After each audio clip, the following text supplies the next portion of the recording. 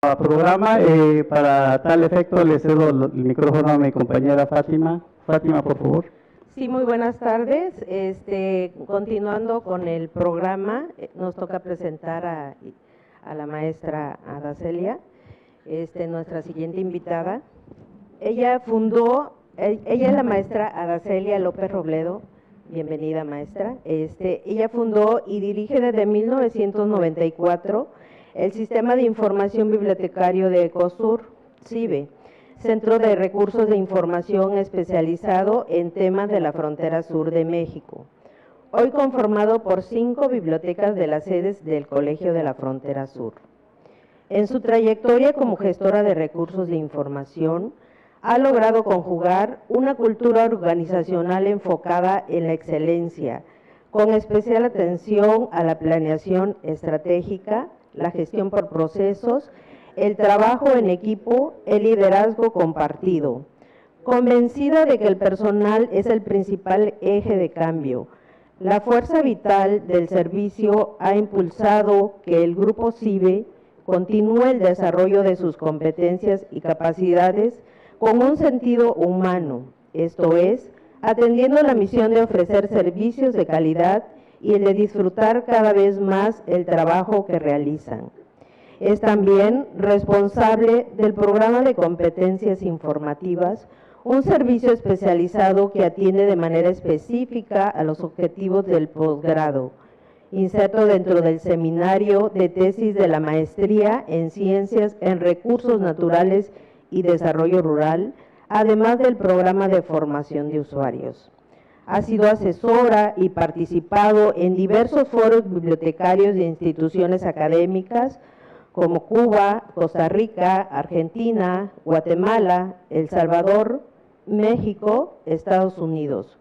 Fue presidenta de la Red Mexicana de Bibliotecas Agropecuarias, creó y desarrolló el Catálogo Nacional de Información Agropecuaria de México.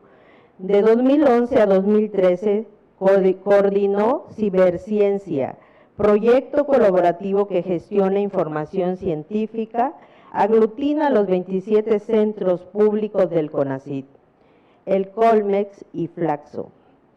Participó en la Comisión de Desarrollo Tecnológico del Consorcio Nacional de Recursos de Información Científica y Tecnológica, CONRICIT.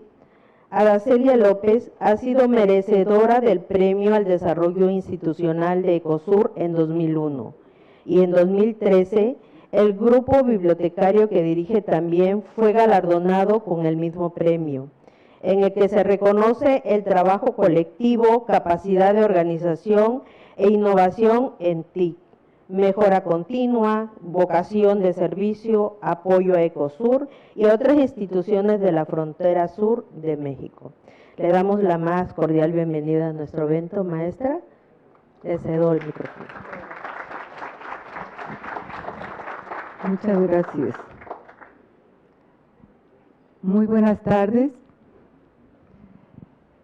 Me da mucho gusto estar acá y más gusto todavía veo aquí a jóvenes, a chicas y chicos, a quien pues creo que hemos tenido una mañana bien bonita, bien productiva, bien pues que nos da pues mucha emoción y también nos motiva a continuar, ¿verdad? Entonces me alegra de verdad que estén acá. Voy a tratar de, bueno, yo voy a compartirles lo que hemos estado trabajando en torno al acceso abierto en el Colegio de la Frontera Sur.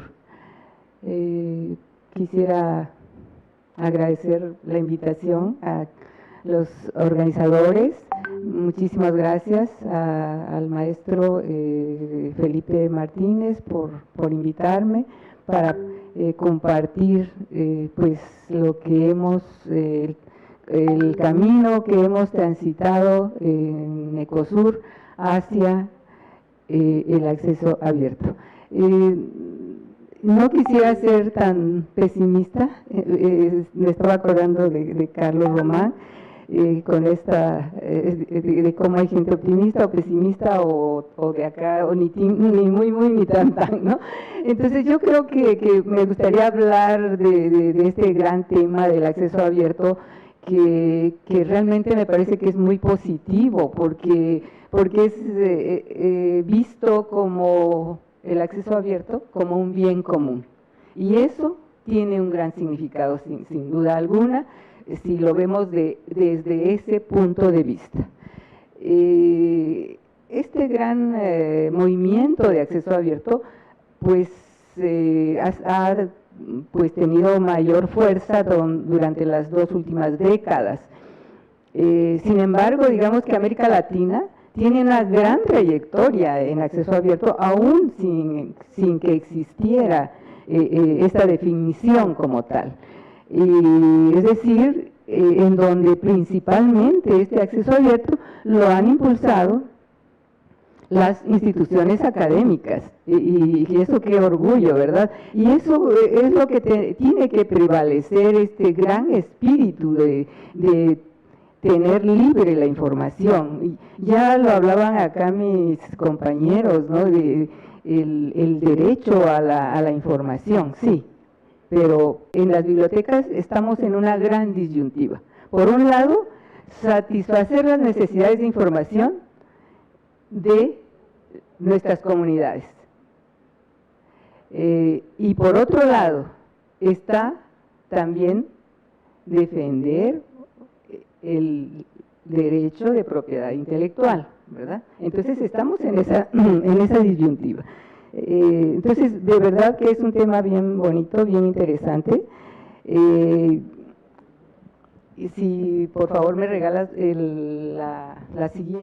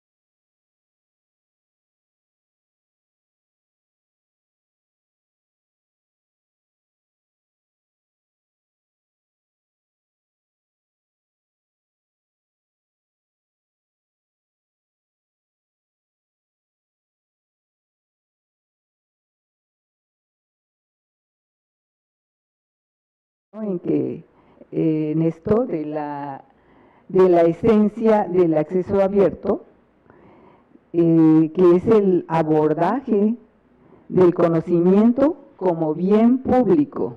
Esto es bien importante. ¿Por qué el abordaje del conocimiento como bien público?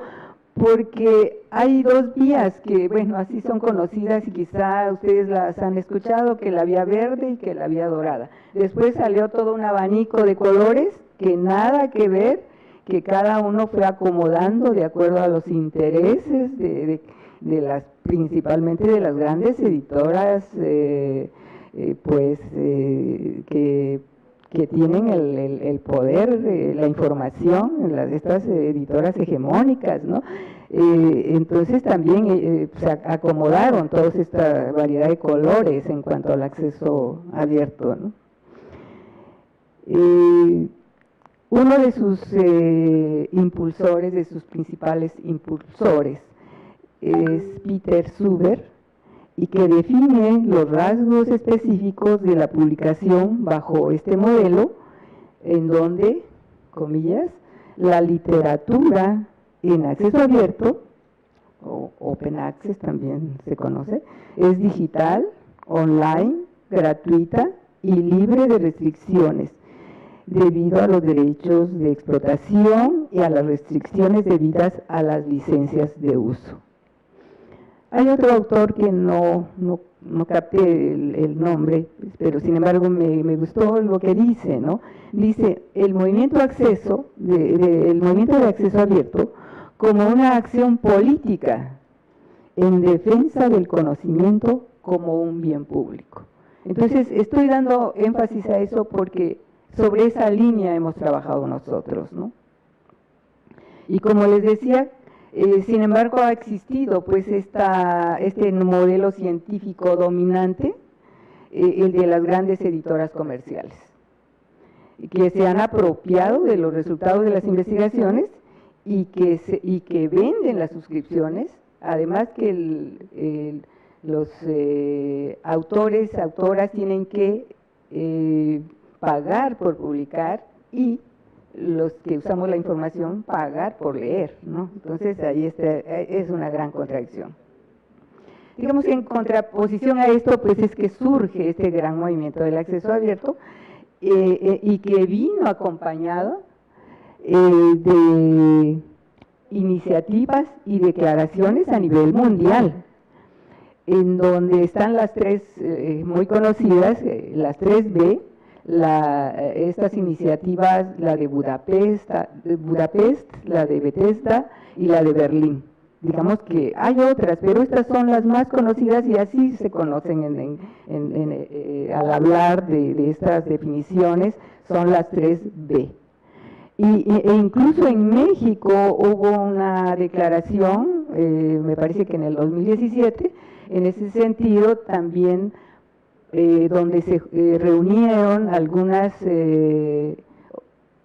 organismos de América Latina como Claxo, estuvo también el Redalic, en fin, el Libiric de Brasil, en donde hubo una declaración para que se usara una licencia de Creative Commons que permita el acceso a los documentos sin fines de lucro. Esa es fundamentalmente su esencia.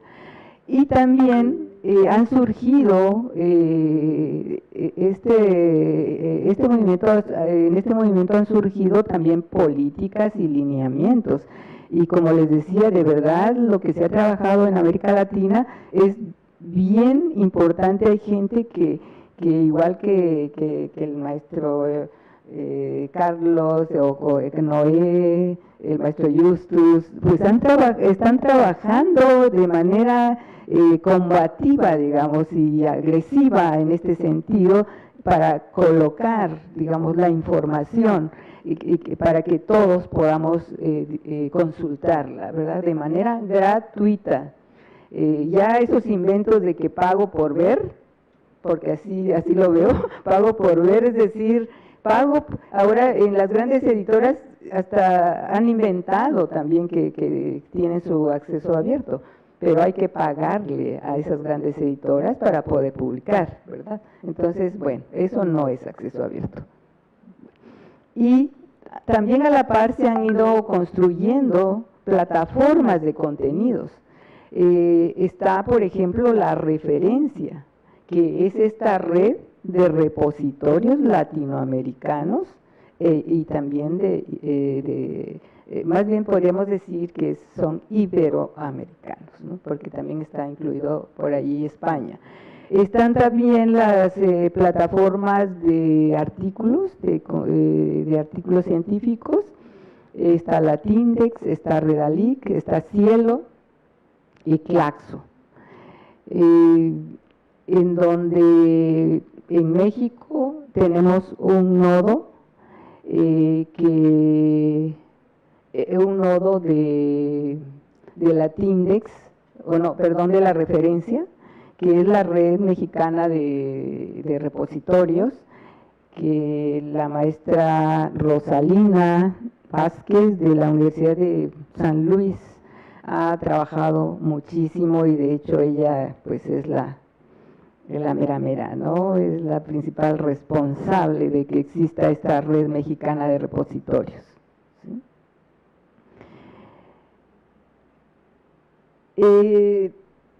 ¿Qué pasó en México? La siguiente, por favor, creo que sí. Con todos estos antecedentes, ¿qué pasó en México?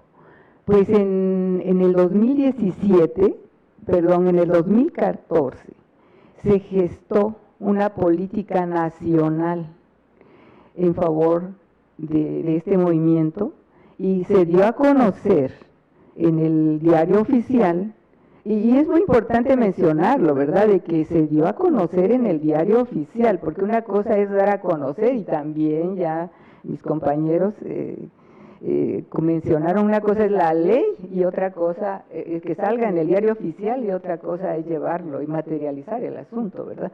Bueno, pero digamos que estamos viendo las cosas con optimismo, y en 2014, en mayo, se dio a conocer este decreto por el que se modificó la Ley de Ciencia y Tecnología, que a grandes rasgos propone hacer accesible en abierto todos los resultados de investigaciones apoyados con recursos públicos. Y eso también es otro punto bien importante, apoyados con recursos públicos en materia de ciencias, y planteó la creación de un repositorio nacional encabezado por el Consejo Nacional de Ciencia y Tecnología, donde se pudieran integrar los textos resultados de apoyos con fondos públicos. La siguiente, quizá podría parecer un poco aburridillo, ¿verdad?, leer la definición de acceso abierto. Sin embargo, es necesario, ya lo decía creo que el maestro Carlos, enfatizar, llegar, concientizar, ir al fondo de lo que estamos hablando. Entonces, ¿qué dice el diario oficial?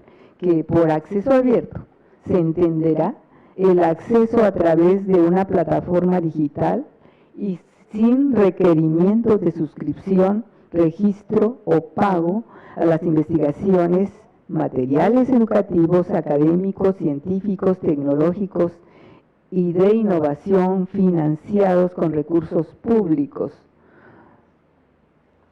o que hayan utilizado con infraestructura también pública, ¿no?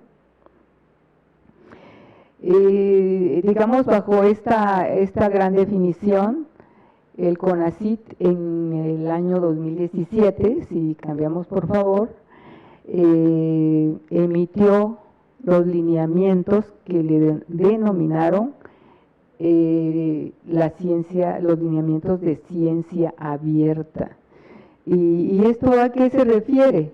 Dice que tiene como objetivo incrementar la accesibilidad de las investigaciones científicas financiadas otra vez con recursos públicos para todos los ciudadanos por medio de la diseminación máxima del conocimiento científico, tecnológico y de innovación. Aquí entran ya otros componentes en esta gran definición, no solamente las publicaciones científicas, sino también las revistas que están naciendo como ya en acceso abierto, las revistas académicas, y que el CONACYT tiene todo un catálogo de revistas científicas que se están produciendo, editando en las instituciones académicas. La siguiente, por favor. Bueno, antes de continuar, solamente para ubicar un poco el Colegio de la Frontera Sur.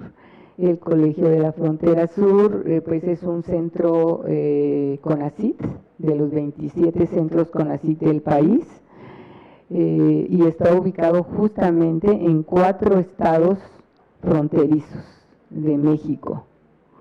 Así tenemos Chetumal, en Quintana Roo, en Chetumal, en Villahermosa, Tabasco, uno en Campeche y 2 en Chiapas. Uno está en Tapachula y el otro en San Cristóbal de las Casas. Bueno,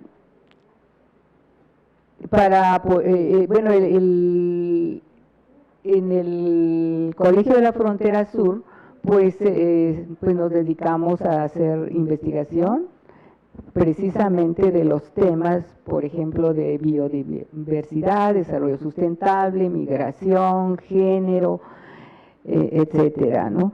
Y en apoyo, y más que en apoyo, en soporte a la misión encomendada al Colegio de la Frontera Sur, pues tenemos al sistema de información bibliotecario.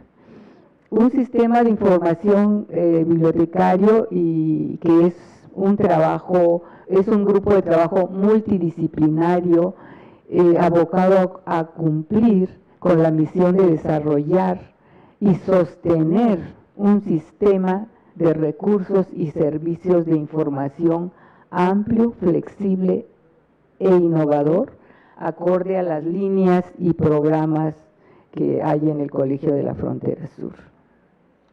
Bueno, esto es para que sepamos de cuál es la institución y de la experiencia que les voy a platicar de COSUR y del Sistema de Información Bibliotecario. La siguiente, por favor.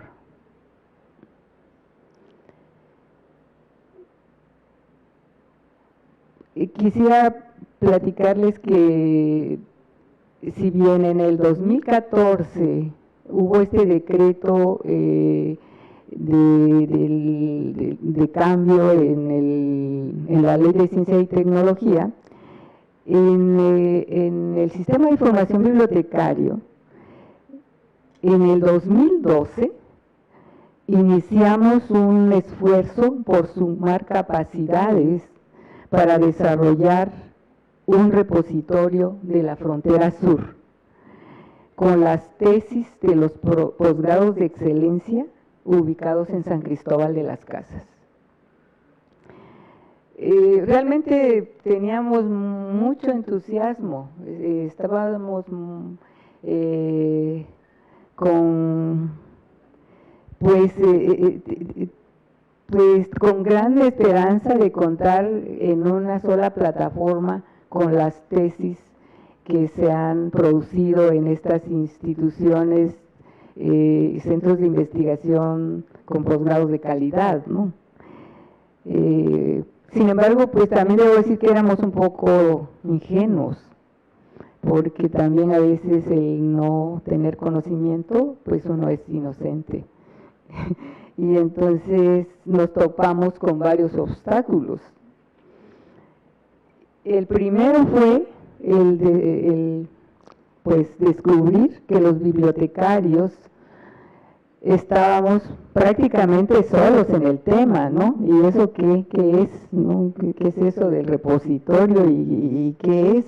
Y todo el mundo creía que era como eso que les dije hace rato, colgar PDFs en algún lado, ¿no? Y además de que esta disparidad, digamos, en las capacidades humanas de estas instituciones. Disparidades humanas, tecnológicas, financieras y un desconocimiento de los requerimientos técnicos, tecnológicos, además de los derechos de autor que no teníamos, no sabíamos que existían, pero no sabíamos cómo se aplicaba para construir un repositorio. Pero sin embargo obtuvimos algo de todo esto. Por un lado, pues sí, ya ir como poniendo en la mesa, ¿no?, esta idea de juntar, ¿verdad?, todos estos saberes, todos estos conocimientos. Y aparte nos dio la oportunidad de que, bueno, y reconocer nuestra ignorancia, nuestra falta de conocimiento en el tema. Y entonces, ¿qué es lo primero que tenemos que hacer? Pues es capacitarnos. Y eso fue lo que hicimos.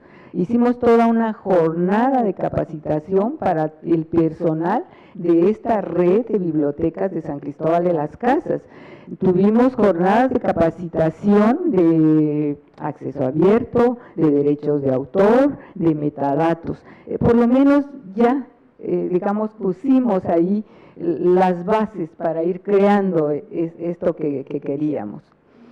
Y para esto, a la par, digamos que pues surgió en el 2014, pues fuimos trabajando todo esto y también trabajamos algunas políticas con algunos compañeros, y hubo alguna institución que ya tenía cierto avance y justamente fue el CESMECA, ya tenía un buen avance en su repositorio de tesis.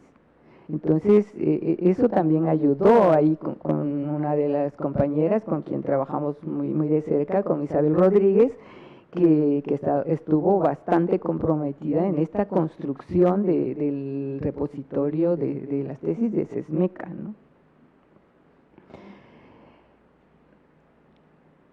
Y pues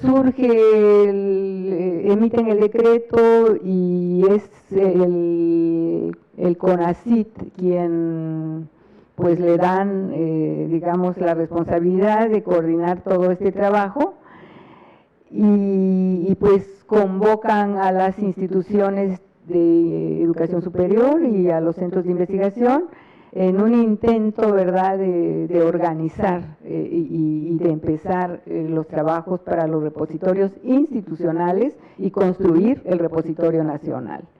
Hubo ahí alguna capacitación y en fin, así llenos ya con, pues, ya de estos conocimientos y de este compromiso también que estábamos adquiriendo, y además como centro público de investigación que pertenece al CONACYT, pues claro que teníamos este compromiso, ¿no? Y pues, pero no fue fácil, seguía siendo difícil, ¿no? Porque tampoco los que pensaron y los tomadores de decisiones, ¿no?, los directivos, los políticos, ¿no?, que emitieron este decreto, pues tampoco creo que tenían cabal conciencia de qué era todo qué significaba todo esto. Y cosas tan sencillas como, por ejemplo, bueno, hay que empezar a integrar documentos a este repositorio, a estos repositorios institucionales, ¿no?, para sumarlos al nacional. Sin embargo, ¿y los derechos de autor? Bueno, había que empezar a pedir los permisos a todos los autores, autoras, para poder subir, digamos, integrar esa información. Entonces, hicimos en Ecosur una gran campaña para poder subir todos estos documentos de la producción científica de Ecosur. Entonces se escribió a los autores, se les escribió a los editores solicitando todos estos permisos, y no solamente autores y autoras de ECOSUR, sino también recordemos que hay documentos, que la investigación es colaborativa, entonces hay investigación con otras instituciones. Entonces también hicimos este trabajo de solicitar el permiso a las otras instituciones. Se dice fácil, pero imagínense, eso pues sí, era la gran talacha y picar piedra, pero lo hicimos. Y también es pertinente mencionar que tenemos un trabajo muy cercano con el posgrado del ECOSUR, en donde pues hay maestrías en ciencias y hay doctorados, y pues también trabajamos muy de cerca porque el sistema de información bibliotecario lo hemos como pensado, no es como la biblioteca tradicional, digamos, vista como solamente como un apoyo, en este caso a la investigación, sino más bien como integrados a los procesos de investigación y aprendizaje, embebidos, vaya, acompañando a investigadores y al grupo estudiantil. Entonces incidimos en este sentido también en las normas del posgrado, por ejemplo. También hay una peculiaridad de las tesis que se producen en el posgrado de ECOSUR, que la mayoría de estas tesis son artículos o que ya se tiene, que el requisito es que estén publicados o que estén sometidos. Entonces, como verán, esto también va dificultando la cuestión de los derechos de autor. Y por otro lado, el reto de publicar en revistas con calidad, ¿no? Y incidimos también en que los estudiantes no solamente pudieran publicar en las revistas que aparecen en el JCR, en el Journal Citation Report, sino también en las revistas que aparecen en Latindex, pues esta red, digamos, o como repositorio de revistas científicas y que son de calidad, ¿no? Porque también ahí hay otros problemas que a veces se piensa que el acceso abierto no es de calidad, pero bueno, eso también lo hablaré en otro momento. También tenemos, digamos,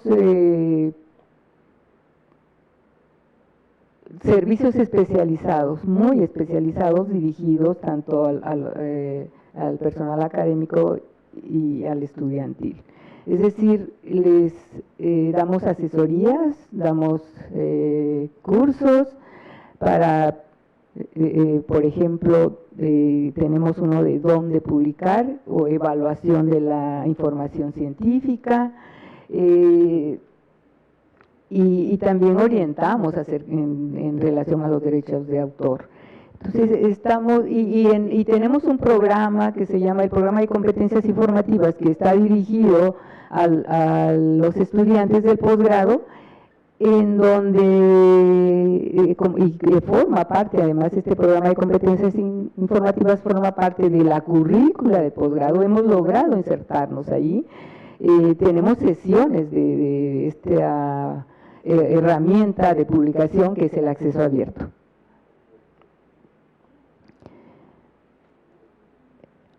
Y también debo decir que hacemos una gran difusión, tenemos todo un programa de difusión y promoción de las publicaciones que se generan, científicas que se generan en ECOSUR, en las redes sociales.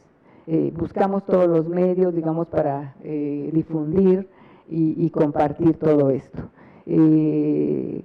Tenemos un catálogo público en donde hay una colección especial que se llama ECOSUR. El catálogo nuestro está hecho en COA y tenemos una sección de colección ECOSUR en donde funciona como un repositorio, además de que de que estamos enlazados al repositorio nacional, también tenemos en el catálogo también esa posibilidad de consultar los textos que tienen las licencias para ello, ¿no? Y que ya tenemos las licencias incluidas ahí en nuestro catálogo. Y por lo demás, aunque no tengamos el texto completo, pues también se localizan las referencias bibliográficas, ¿no? de toda esta producción. Actualmente estamos trabajando un proyecto que se llama, quizás es un poco largo el nombre, pero se llama Fortalecimiento de la identidad de los autores como factor de mejora de la comunicación y visibilidad de la producción científica de Ecosur. Este proyecto está encaminado a la integración y articulación de actividades, servicios especializados, los recursos de información y grupos de trabajo en una línea de orientación, apoyar y acompañar a los autores de Ecosur a incorporar y mejorar prácticas de visibilización y comunicación de su producción científica en el contexto actual de la ciencia abierta. Este proyecto para nosotros es muy importante y de hecho es un proyecto estratégico de Ecosur. Es uno de los proyectos estratégicos de Ecosur, así es considerado. Porque pues vamos a tratar de integrar todos estos elementos que les he platicado y todavía más, hacer todavía más. ¿Podemos pasar a la siguiente, por favor? Digamos que lo que les he platicado han sido algunas de las acciones y pasos prácticos que hemos llevado a cabo en Ecosur para implementar el acceso abierto. Sin embargo, pues las buenas intenciones no se han logrado materializar del todo.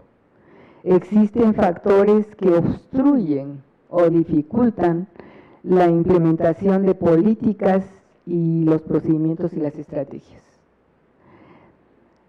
Si bien la modificación a la Ley de Ciencia y Tecnología es favorable para impulsar el acceso abierto en México, hay deficiencias en su aplicación. Digamos que no es suficiente la política, ¿no? Sino que hay una discrepancia en la implantación del decreto. No hubo desde el inicio un trabajo articulado entre lo político y lo tecnológico, lo técnico, lo operativo, los servicios, ¿no? Y toda esta falta de integración de todos estos aspectos de que no funciona del todo el repositorio nacional, porque también hay problemas no solamente en la organización de la información, sino en la calidad de los metadatos, ¿no? Y no cumple ciertos criterios que todo repositorio debería cumplir, como por ejemplo la operatividad, y no son claros cuáles son los servicios que realmente ofrece este repositorio, ¿no? Sin embargo, sí existe y sí se pueden consultar un buen número de documentos en esta plataforma, en este esfuerzo nacional, ¿sí? Es un esfuerzo nacional. Y sumado a todos estos problemas, digamos, también hay toda esta heterogeneidad en la infraestructura en las instituciones, y otra vez lo mismo que descubrimos cuando quisimos hacer lo del repositorio de la red de posgrados de San Cristóbal, igual fue lo mismo. Existe toda esta diferencias, desigualdades, digamos, entre las instituciones a nivel de todo tipo de infraestructura, de financiamientos.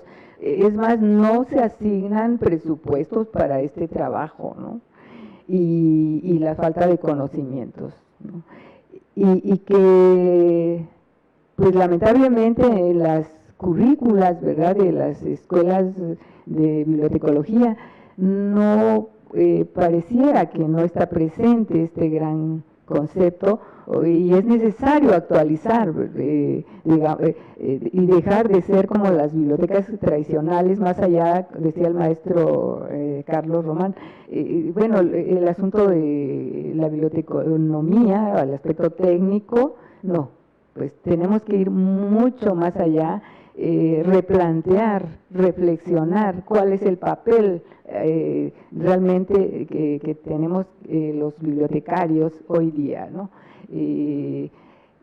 Yo pienso y creo firmemente en que esta carrera de ser bibliotecario no pienso que se vaya a eliminar, no, lo que hay que hacer es fortalecerla, es cambiar la mentalidad, y eso es lo que cuesta, ¿no? ¿Cómo cambio el chip? Ya no somos las bibliotecas como espacios, como colecciones, como solamente servicios, no.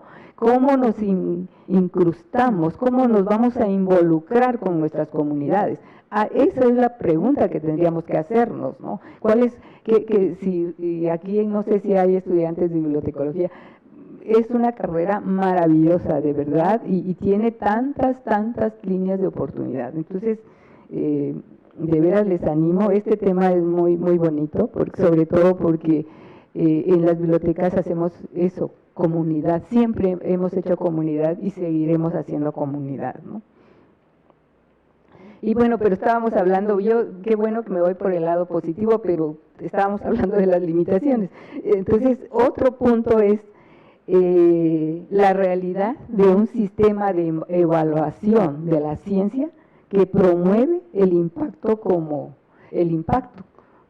un criterio de evaluación. Entonces, hace algunos días estaba yo revisando las convocatorias del Sistema Nacional de Investigadores, el SNI, y pues pese a que me comentaron que había cambios, pues no veo los cambios, prevalece el factor de impacto, y por ningún lado vi que se refirieran a también publicar en revistas o colocar sus documentos en repositorios o en revistas en acceso abierto, ¿sí? Entonces, pues ahí pues hay una gran contradicción y díganme ustedes, a ver, es otra tarea que tenemos, ¿no?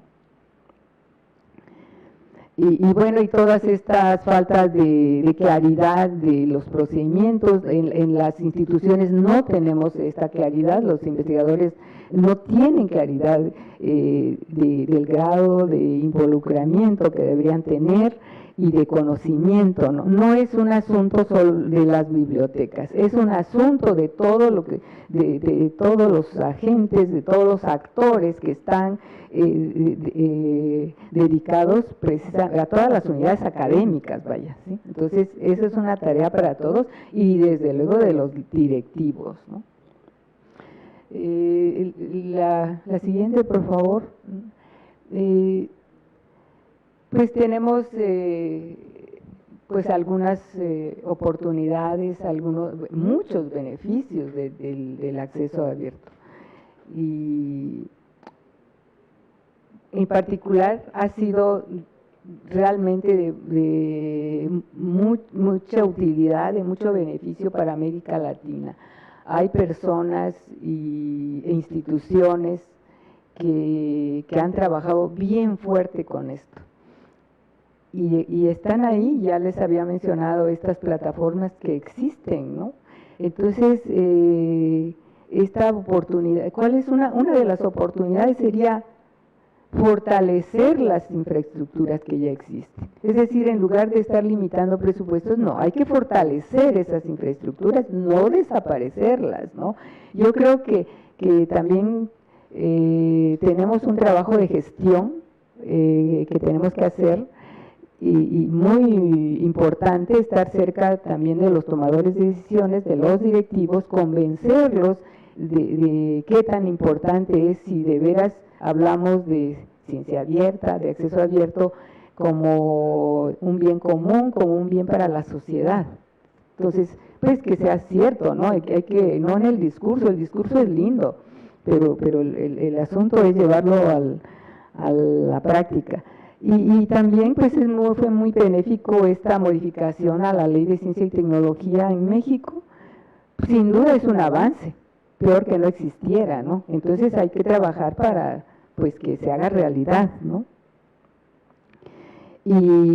Pues integrar todos estos componentes, como les decía, algo que falló al inicio es esta separación entre lo tecnológico, lo político, lo operativo, los servicios, etcétera. Entonces hay que integrar a todos estos elementos y también que se involucren todos los actores, ¿no? Que se involucren los directivos de las instituciones, los académicos, el personal, investigador, bibliotecarios, etcétera, ¿no? Y desde luego establecer en las instituciones políticas que orienten, ¿no? Cómo debería hacerse este trabajo, las directrices para que se haga el trabajo de acceso abierto en estas instituciones las que principalmente producen información pagadas por el Estado, ¿no? Entonces, concluyo que el acceso abierto sin duda es una forma viable para contribuir a la difusión y acceso al conocimiento gratuito, disponible de inmediato, que las bibliotecas académicas y de investigación tenemos la oportunidad para ser protagonistas del desarrollo del acceso abierto como un bien social. Muchas gracias.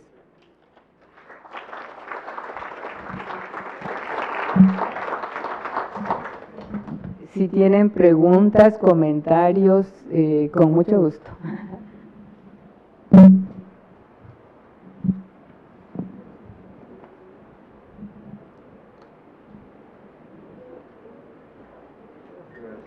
A ver, por favor, está el micrófono aquí con el maestro.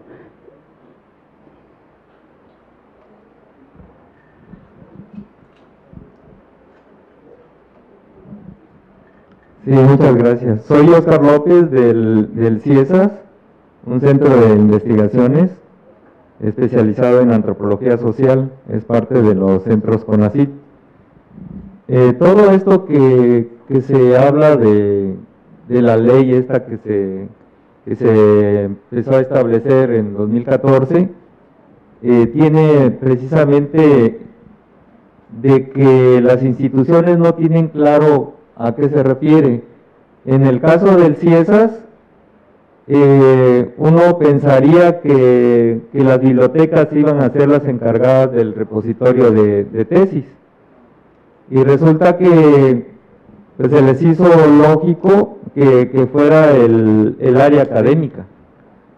Entonces se inició un primer intento de meter los metadatos y hacer este repositorio del CIESAS, y nosotros pues no se le daba mucha difusión. Cuando pudimos acceder al repositorio nos dimos cuenta que estaba mal capturado, porque el personal de esa área no está capacitado y no habían recibido, ni nosotros mismos. Nosotros tomamos unos cursos para hacer los repositorios. Entonces por ejemplo, el apellido del autor estaba primero el nombre y después los apellidos, ¿no?, en el área de los autores. Entonces todo eso hace de que no haya que esa normatividad que tanto se estudia en las escuelas de bibliotecología, pues ahí las veíamos que de un plumazo, de una decisión de las autoridades, que al final de cuentas claro que se dieron cuenta y empezó el cambio, ¿no? Ahora el sistema bibliotecario del CIESAS es el que está encargado. Esto por las cuestiones de que a nivel institucional, el que lidera en ese momento la institución tiene mucho que ver. los que lideran la parte académica, también, ¿no? Aquí lo hemos visto con los archivos, con los maestros, Noé, Carlos Román, todos estos líderes. Claro que el estilo prevalece, es el caso de que ahora estamos viendo con Ecosur, que pues, nosotros lo conocemos porque formamos parte de esta red de bibliotecas académicas de San Cristóbal. Entonces, la importancia de que precisamente las bibliotecas busquen su lugar y tener esto bien claro, ¿no? De que no es nada más por decreto y que hay un desarrollo y que cada institución tiene sus fortalezas y sus debilidades.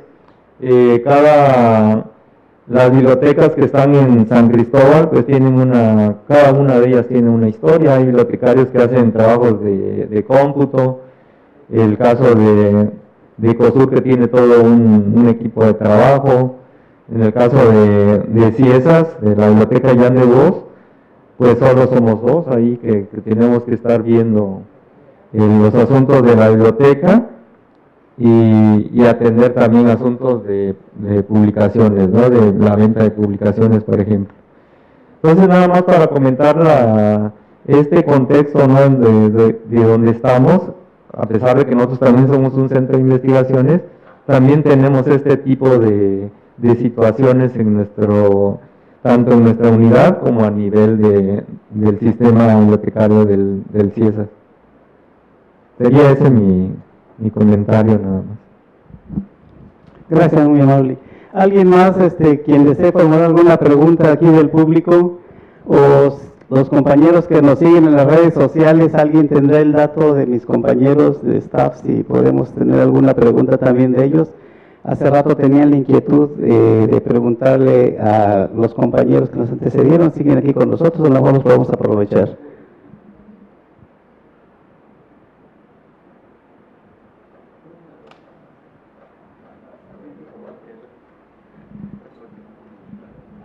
Están muy callados, ya están cansados, supongo también. Bueno, pues si no hay ninguna otra pregunta más que externar en este momento, pues agradecemos a la maestra Aracelia su participación. Creo que les vamos a dar un reconocimiento, en este momento están dando.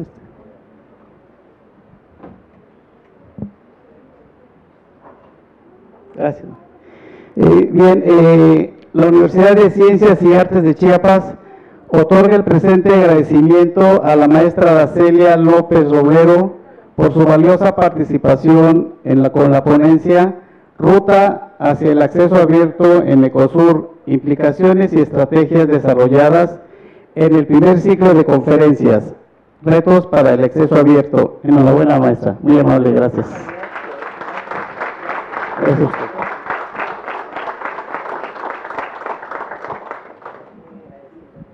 Bien, los invitamos por favor a que permanezcan en su lugar. Vamos a dar inicio a la siguiente presentación. Nada más denos un tiempecito mientras se instala.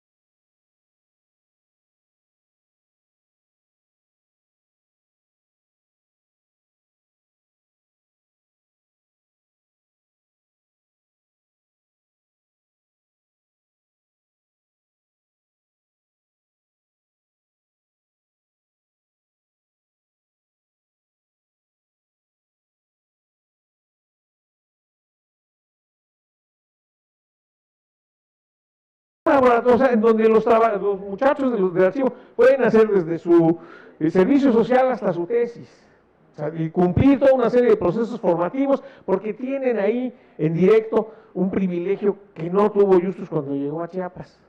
Antes había un investigador o dos investigadores extranjeros al año, casi siempre Jean de Vos, a veces Jean Rus, eventualmente Carlos Navarrete, ¿no? Ahora hay un promedio de 6 investigadores internacionales en el archivo. Y no es lo mismo llegar en los tiempos de que ya no estaba don Fernando Castañón a preguntarle a doña Tey, que es la única que sabía dónde estaban los papeles en el archivo.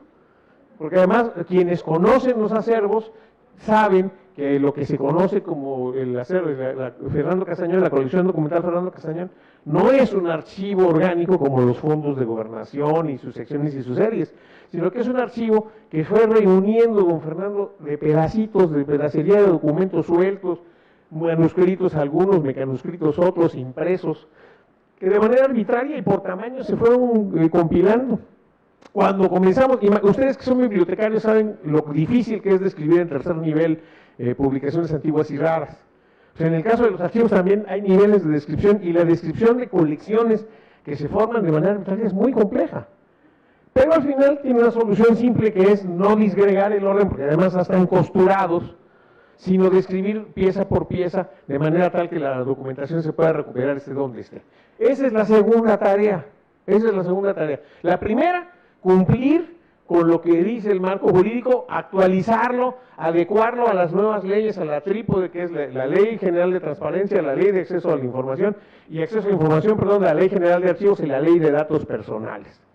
Porque hay que recordar que esa es la parte sensible de los archivos, que contiene datos personales que en algunos casos no deben ser visibles a todo el público, sino a quien el involucrado determine o decida. Si no se cumple esa gran tarea, que no es sencilla, pero que se ha logrado en estados como Quintana Roo, Tabasco, por ejemplo, su único acervo histórico eran 2 fotos del siglo XIX, porque allá como se inunda, se va a inundar al ratito, se va a inundar Villahermosa, y otra vez, aquí se quemó el archivo en 1863 y en 1917, pero en Villahermosa se ha inundado decenas de veces, no hay documentación histórica, y pese a eso, tienen un sistema funcional. Entonces, si ustedes van a Tabasco, espero que siga siendo así, porque siempre hay estas oleadas. Ahorita están muy interesados por el tema de la transparencia. Al que se le ocurrió el tema de la transparencia le dio en el clavo, porque es un asunto que sí produce cierto escozor.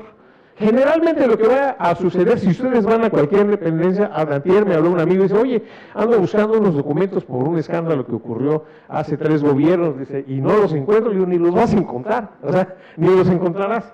O sea, estoy seguro, en principio, que no han llegado al archivo general porque todavía no se ha cumplido el plazo de conservación precaucional de la dependencia, pero si vas a la dependencia estoy seguro que tampoco los tienen ya. Porque así sucede, aquí esa documentación se pierde. Y ahí viene el segundo reto. Tenemos que ser capaces, porque hay algo que nos preguntó Martín al principio, ahorita sí ya lo voy a responder, Martín.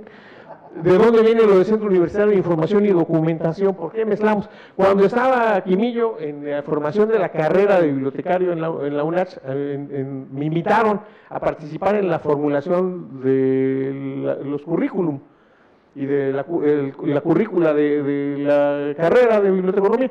Entonces yo lo que sugerí en ese tiempo, y no me hicieron caso, pues muchas razones tendrán para hacerlo, es que la carrera no durara de manera indefinida, sino que a los 5 años se cerrara temporalmente. Lo que tenían que aprender los bibliotecarios, ustedes lo saben entonces, porque se formaron ahí, ahora ya es prácticamente inútil. O sea, entran a WorldCat y pueden catalogar y clasificar 500 libros de una persona en un día, sin pedo. Cuando en otro tiempo nos echamos 25 los que éramos muy buenos, ¿no? Hasta 50 ahí de repente. Pero es una tarea que, porque yo, con todo el respeto que me merecen estos trabajos que me han dado para vivir y para entretenerme la mitad de mi vida, no son ciencias, ni la archivonomía ni la biblioteconomía, son técnicas, con muchas sabidurías y muchos saberes, pero son técnicas, no son cosas que no se puedan mover. Y la otra, que ya no se pueden concebir hoy en el ámbito universitario sobre todo, centros de información que no complementen todas las formas y los soportes que podemos encontrar. Es decir, documentos públicos, libros, bibliografía, revistas, periódicos, publicaciones electrónicas, etcétera. Y el tratamiento que le tenemos que dar a estos va a ser clave. ¿Por qué? A mí me dicen, desde hace mucho tiempo me pusieron el apodo de ser el tótem del dios papel, un día que estaba yo dando una conferencia en Guadalajara, porque les dije, ¿qué necesitamos, Justus, si encontramos un documento del siglo XVI? Que seguramente estará conservado porque es papel de algodón, pues saber leer, ¿no? El idioma en el que está escrito. ¿Y qué hacemos si encontramos un floppy de hace 20 años? O un CD, ahorita un CD, ¿qué hacen ustedes? Si sus computadores ya no traen lector de CD, ¿no? O sea, y mucho menos de floppies de 5 1/4 y de 3 1/2. A ver qué hacen si encuentran un paquete de tarjetas perforadas. En serio, esa es información que tiene el mismo valor que la información que se generó hace 500 años, que es recuperable, y esta ya no es recuperable. Y bueno, ¿qué ha pasado con los...? Y además también hemos cometido, o sea, no solo tenemos ahorita muchos retos que afrontar, no solamente tenemos que volver a caminar un camino que según nosotros ya habíamos caminado, también tenemos que aprender a discriminar los procesos que estamos haciendo. Es el futuro, la digitalización. Pues a mí me tocó cuando entré a trabajar al Archivo General de la Nación, que recibí como 500 CDs de imágenes que habían sido escaneadas. Estaban bonitos, ¿no? Estaban más o menos bien capturados, a una buena razón, pero ningún pinche disco, con todo respeto, tenía un metadato. Entonces, era basura porque no se sabía qué era. Entonces, son proyectos fracasados. La Biblioteca Nacional de México lleva 3 intentos de automatización de su catálogo. 3. Y los 2 anteriores se fueron prácticamente a la basura. Ahora, en ese terreno, ¿cuál es el reto? Primero, continuar con la línea lógica que tiene cualquier rescate de archivos. Primero, su organización. Después, su descripción. Paralelamente, su conservación y al final su difusión. Porque sin usuarios el archivo no tiene necesidad ni sentido. Entonces, ahora lo que necesitamos hacer es seducir a los muchachos para que se conviertan en los mineros que como Justus andan buscando temas. Ahora tenemos papeles organizados, ahora tenemos papeles escaneados, ahora, y para allá va esa segunda tarea. O sea, tenemos que aprender, quienes estamos en el ámbito de la información, en cualquiera de sus aspectos, a aprender a utilizar de manera racional esos recursos. Son caros y porque son efímeros.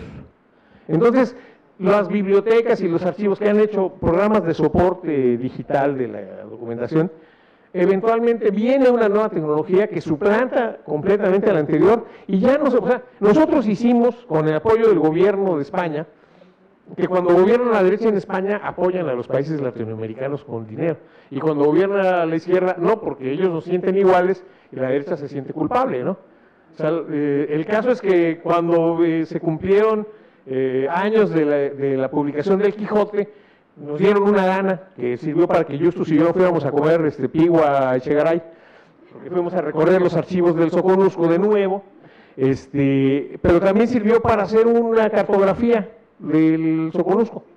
Entonces le preguntamos en qué programa lo hacemos. Nosotros concebíamos hacerlo en un programa robusto, ¿no? Y nos dijeron los españoles, no, háganlo en Access, que es un programa de Microsoft que ya ni funciona. Entonces, ahorita ya no se, digo, han pasado menos de 50, de 2005 para acá, o sea, no han pasado ni 20 años. Y ya no se puede consultar la base de datos. Ya no se puede. Entonces, ese segundo reto, que es muy atractivo para los jóvenes, tiene que pensar en que esos recursos son muy útiles, en que podemos quizá tarde o temprano lograr el sueño de consultar cualquier documento sobre Motocincla en cualquier repositorio chiapaneco o extranjero que esté digitalizado para poderlo consultar, pero tenemos que hacerlo con lógica, tenemos que hacerlo formando a nuevos profesionales, remodelando la carrera de biblioteconomía para darle este sentido que abarca la información y la documentación tanto. Sí, bueno. Sí. Ya no. Bueno, muy rápidamente pasamos a la sección de preguntas y respuestas, comentarios. Por favor, nada más por cuestiones de tiempo de la siguiente ponencia. Para que... Bueno, nada más para recordarles también, me dicen ahí que como está transmitiendo en YouTube, que también quienes nos están viendo pueden formular ahí preguntas para a los compañeros para poderlas pasar. Y luego luego pasamos la información. Así es que paso este micrófono, bueno, ya hay otro micrófono, si nos hace favor. Nada más una petición, ahora sí que como como la mañanera, digan nombre y de dónde provienen. ¿Y a quién le preguntan así como para algo más rápido? No, pues a toda la mesa. Es una suerte de propuesta. Luis Morán de Yajalón, bueno, fundador de la Asociación de Cronistas del Estado de Chiapas desde 1995 y bueno, últimamente cronista independiente de Yajalón.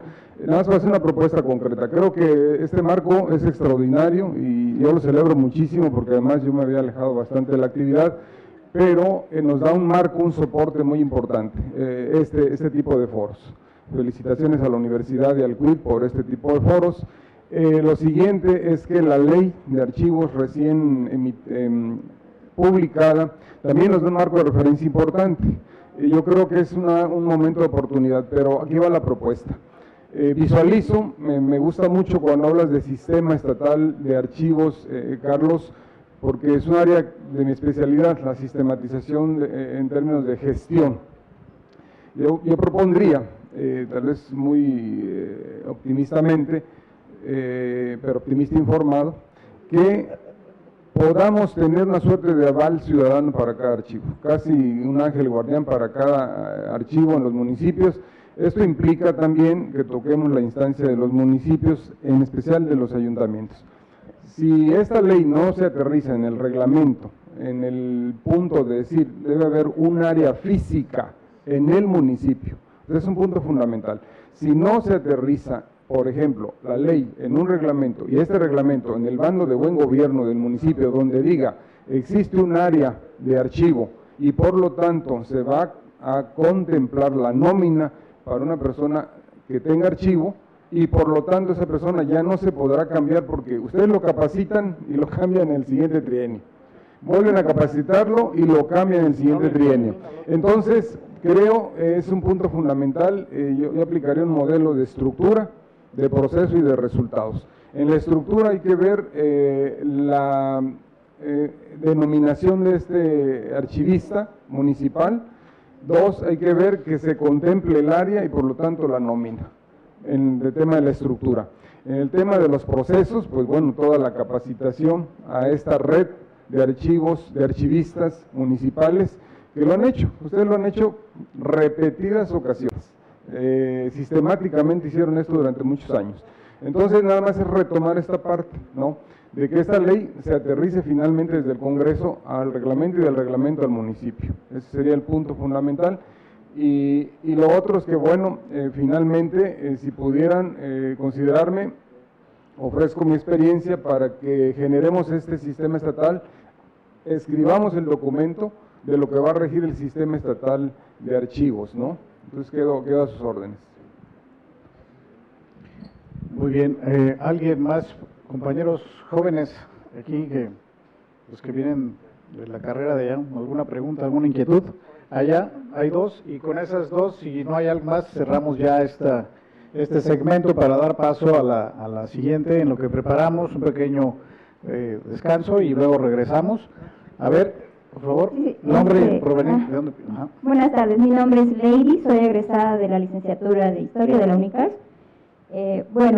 Atendiendo a los temas que abordaban acerca de la transparencia, retomo este punto, ¿no? Las leyes de transparencia, pues, a lo que se enfoca es precisamente, ¿no?, a transparentar o obtener la información, ¿no?, o brindar la información, pero pues no atienden lo que son los principios archivísticos, lo cual pues es una labor que tenemos que hacer nosotros, pues como historiadores y a la vez los que atienden a la archivística, respetar esos principios, ¿no? Porque para las leyes de transparencia nada más es eso, informar, pero no importa en qué soporte está esta documentación. Por lo tanto, nosotros como archivistas tenemos esa tarea de preservar en dónde se encuentra esa información y sobre todo atender los principios de la archivística para de una manera preservar todos estos documentos que están en nuestro estado. Bueno, sí, creo que el comentario es pertinente y además hacer la invitación a ver si puede estar para el día jueves que nos toca ese tema, estar aquí el director del Archivo General del Estado y con nuestro director también de transparencia de aquí de la universidad, Y efectivamente creo que el tema, desde los archivos visto con una propuesta de este tipo, hay no sé si decirlo como un punto delgado o una línea muy delgada en lo que un documento a través de un comité de archivos se puede decir qué cosa es para cada lugar, ¿no? Si es algo que pasa a ser documental o pasa a ser efectivamente de la transparencia. Yo creo que esos son los ejercicios que nos vienen y convienen, al menos en esta universidad, y creo que ese es un tema que también será expuesto aquí en este espacio. Muy rápido nada más, ese esfuerzo ya se hizo, pero se volverá a hacer.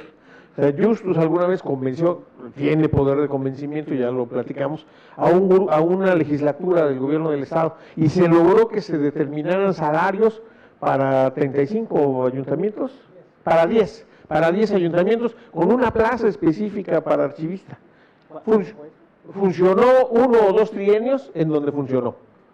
Después las plazas fueron, como siempre, atribuidas arbitrariamente. Entonces, yo creo que para concretar algo que parece simplemente un sueño guajiro, deberíamos aprovechar las conclusiones de este foro para redactar un pequeño documento que pudiera avalar la universidad ante la Secretaría General de Gobierno, que implique hacer un esfuerzo institucional o interinstitucional para poder revitalizar analizar primero de nuevo. O sea, yo les digo, aquella vez que hicimos el foro nacional vinieron representantes de los archivos de Jalisco, de Tabasco, de Yucatán, en 1992, y estuvo también, y fueron tan buenas las reflexiones que al año siguiente ya teníamos ley.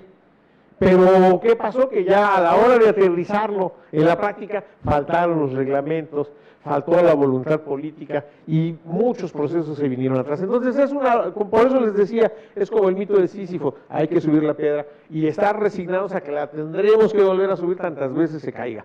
Y obviamente tenemos que ser suficientemente inteligentes como para ir haciendo que la caída sea cada vez menor. Y eso significa aprovechar y, de algún modo, fortalecer las experiencias que han resultado positivas en este camino. Bien, nada más, hubo una última participación, ¿verdad? Y con eso cerramos.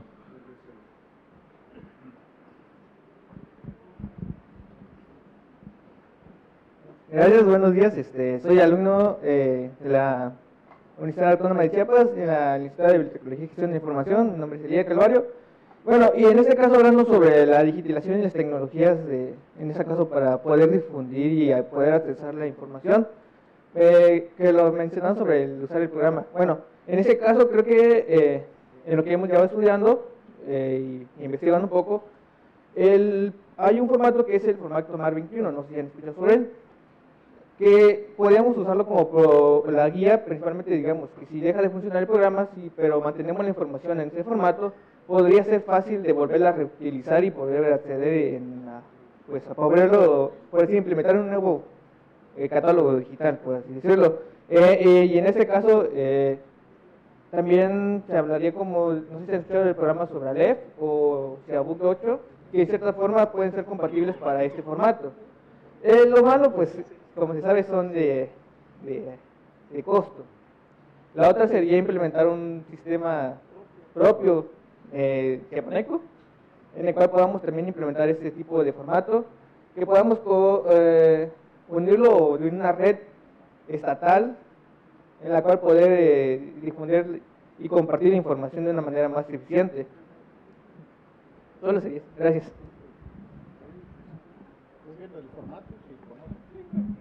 Finalmente, yo creo que más allá, esa es por supuesto una maravillosa iniciativa, todos estamos caminando hacia allá. El asunto es que podamos desarrollar productos que sean accesibles para todas las instituciones y transparentes, ya no desde el punto de vista de cancelar la opacidad de la actividad pública, sino transparentes en el sentido de que cualquier usuario pueda tener acceso sencillo a esas herramientas. Yo creo que pronto, o sea, ahora como hay tantos productos en la nube y tantas condiciones, siempre y cuando tengamos las previsiones debidas podemos avanzar en ese sentido. Y ese puede ser también otro segundo punto de acuerdo que planteamos en el documento, que a lo mejor logramos que signe el rector, bueno, por lo menos como catálogo de buena intención. No, pero al menos esto queda grabado, ¿no? Y eso claro, es parte del asunto. Bueno, pues sí, quieres despedir, y no sin antes mencionar que en lo que nos acomodamos, Y ya saben que tenemos en el registro, o que los que han hecho previamente un registro, y estaremos viendo la lista de asistencia para las constancias correspondientes, así es que pues los invitamos a un pequeño descanso, pero luego nos integramos nuevamente al siguiente espacio. Bueno, yo nada más para despedir y con todo lo que ya se ha dicho de los retos y todo lo que hay en el archivo, no quiero dejar sin reconocer al equipo que conforma el archivo histórico, que gracias a que ha tenido cierta continuidad, de repente nos acordaremos que hubo algunas temporadas en que solamente éramos 4 personas, pero ahorita afortunadamente hay un equipo un poco más sustancioso, y que aunque hay administraciones a los que les ha parecido que somos muchos, es también parte del desconocimiento del trabajo que ahí se requiere, y sí, la verdad es que somos pocos para todo el trabajo que se ha hecho, pero sí quiero públicamente reconocerle a todo el equipo del archivo el esfuerzo que hace diario, a pesar de lo que ya todos oímos aquí en la mañana, y bueno, pues a que no bajemos los brazos, ¿no? Vamos a seguirle adelante, y ya tenemos varios chipotes en la frente de tanto tope que nos hemos dado con las barreras, pero pues ya nos volvimos duros, ¿no? Con eso, y vamos a vamos a seguir, ¿no? Pero sí quería dejar pasar sin hacer ese reconocimiento, ¿no?, para los compañeros.